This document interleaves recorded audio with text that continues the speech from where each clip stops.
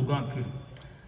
तो मंत्री ने कहा एक सन्यासियों का सम्मेलन बुला लेते हैं, सन्यासी सम्मेलन, धर्मगुरु सम्मेलन बुलाते हैं, उसमें हम बातचीत करेंगे, इंटरव्यू लेंगे, इंटरव्यू के बाद जो आपको सबसे बढ़िया लगे उसको आप गुरु के रूप में स्वीकार कर लेना।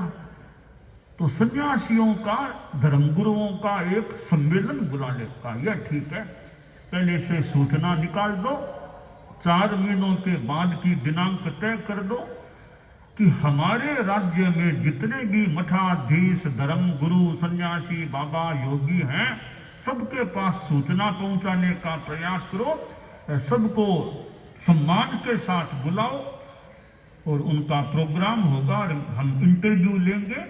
उनमें से किसी एक को मैं, अगर मेरे पसंद आ गया तो मैं गुरु के रूप में चुन लूंगा, स्वीकार कर लूंगा। तो वो निर्णय के अनुसार करीब 4 महीनों के बाद की दिनांक तय हुई। उस दिन वे बाबा, मठाधीश, सन्यासी, योगी कई आ गए। तो मंत्री खड़ा हुआ, कार्यक्रम का प्रारंभ किया कि सब सन्यासी लोग, मठाधीश आदि आए हैं, सबका बड़ा सम्मान के साथ स्वागत है। हमारे महाराज की इच्छा हुई कि मैं किसी को गुरु बनाऊं, तो आज महाराज किसी को गुरु बनाने के लिए आपका इंटरव्यू लेना चाहते हैं कि अगर महाराज को कोई पसंद आ गया बाबा आप में से, तो संभव है उनको महाराज अपना गुरु बनाएंगे, वो हम सब के लिए राजगुरु के रूप में सम्मान्य होगा। तो वो आए हुए थे बाबा, सन्यासी, योगी भी के मन में था कि हमको बना ले, वो सोचा हमको बना ले, मुझे बना ले, मुझे बनाए, मैं राजगुरु बन जाऊं। तो मंत्री ने कहा अब इंटरव्यू लेंगे, तो आप जो सन्यासी, मठाधीश एक एक आइए, अपना परिचय दीजिए ताकि महाराज को पता चले कौन सा बाबा सन्यासी किस स्तर का है। तो ऐसे 25-30 आए हुए थे वो, तो एक एक वो आए, अपना अपना परिचय। किसी ने कहा जी मेरा इतना बड़ा मठ है, इतनी बड़ी संपत्ति है, इतने मकान हमारे आश्रम में है, वो है, इतने बड़ा मैं मालिक हूँ। और दूसरा आया, मेरे पास इतनी बिगह जमीन है, इतने मकान है, इतना बड़ा आश्रम है, इतनी नगद संपत्ति भी है, इतनी वो स्कूल चलती है, वो चलती है, इतना सबका मैं मालिक हूँ, आप देख लो, मुझे गुरु बनाओ। तो तीसरा आया, चौथा आया, कई बाबा आए, अपने अपने मठ, आश्रम, संपत्ति का ब्यौरा देते गए। राजा सुनता गया, देख रहा था कौन मुझे पसंद आए। आते आते फिर लगभग अंतिम रूप में एक योगी कोई था, वो आया, माइक के पास अपना परिचय देने लगा। बोला महाराज मुझे कोई गुरु बनने की शौक नहीं है, मैंने तो सोचा राजा जी ने बुलाया है तो एक हमारा कर्तव्य है, हम भी राजा की बात का आदर करें और वहां जाएं। तो मैं आपकी बात का सम्मान रखने के लिए, आपके निमंत्रण का मान रखने के लिए आया हूं, और जैसा कि आपका निर्देश है सब अपना अपना परिचय दो। तो हमारे और साथियों ने परिचय दिया, तो मैं भी अपना थोड़ा सा परिचय दे देता हूं। मुझे इतने बरस संन्यास की दीक्षा लिए हो गए हैं, योग साधना किया करता हूं, और महाराज वो संपत्ति वाली जो बात है, मेरे पास तो ऐसी कोई संपत्ति है नहीं मैं जिसका ब्यौरा दूं। न तो मेरे पास कोई नगद राशि है, न कोई मेरी मालिकाना में मठ है, न आश्रम है, परंतु मैं एक बात कहता हूं कि सारी जमीन मेरी है। कि लो यहाँ इस लाठी रखी, आप किधर ही जाओ, इधर उधर, सारी जमीन मेरी है। राजा ने कहा आपकी जमीन कैसे? तो हमारी जमीन है, आपकी कैसे होगी जमीन? कि राजन सब मेरी जमीन है, मैंने सारा त्याग कर दिया, संसार को छोड़ दिया, अकिंचन बन गया।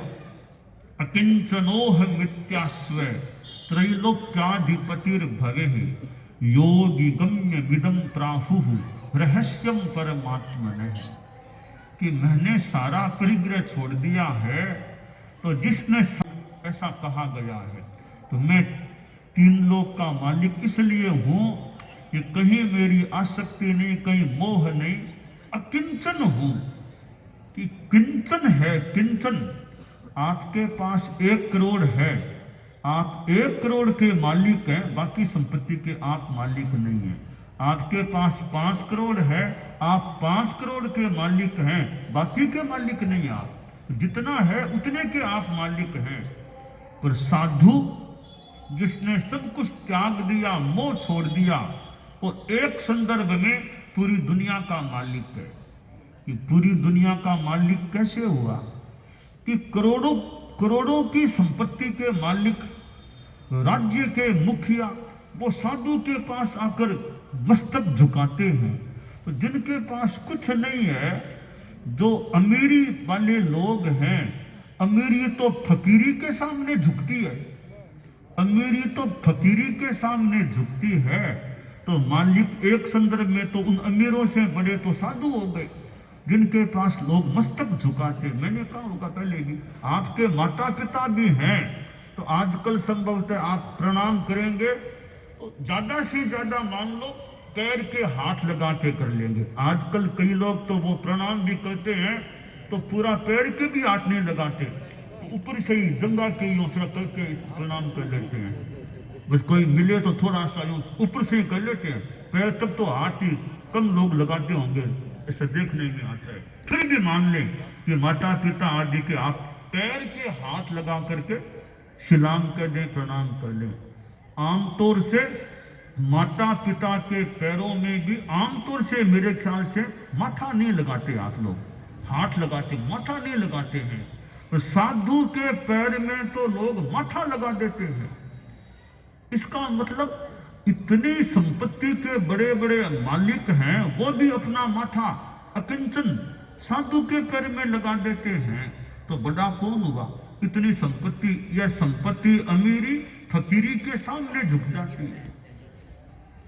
तो वह सन्यासी बाबा बोला, महाराज ये सारी दुनिया ही मेरी है, ऐसे देखे तो मेरे पास कुछ नहीं है, 1 रुपया भी मेरे पास नहीं है, कोई मुठ नहीं है। मुझे ये कोई लालसा नहीं है कि आप मुझे गुरु बनाओ, मुझे वो भी कोई अपेक्षा नहीं है। मैं तो बस मात्र आपका मान रखने के लिए आ गया, अपनी बात बता दी, अब आपका अपना चिंतन। तो राजा बड़ा प्रभावित हुआ कि भाई इसके पास कोई संपत्ति नहीं, अपरिग्रह का जीवन, कोई मोह की बात नहीं लग रही है, मोटा मोटी रूप में त्यागी महात्मा है। तो राजा ने घोषणा की कि आप सब बाबाओं का मान सम्मान तो करता हूं, पर गुरु के रूप में मैं इन बाबा जी को स्वीकार करता हूं, जिनके पास कुछ नहीं है, त्यागी है। तो जिस साधु के जीवन में तपस्या है, त्याग है, कंचन कामिनी का त्यागी जो कहा गया है, गुरु मिले तो ऐसे भागी, चन्न कामिनी के त्यागी, गुरु मिले तो ऐसे त्यागी। तो त्यागी हो, तपस्वी हो। तो साधु का धन क्या है? त्याग, संयम, वह साधु का धन है। तपस्या जो है वह साधु का धन है, और ज्ञान है वो साधु का अपना धन है। तो समता की साधना है वो साधु का धन है।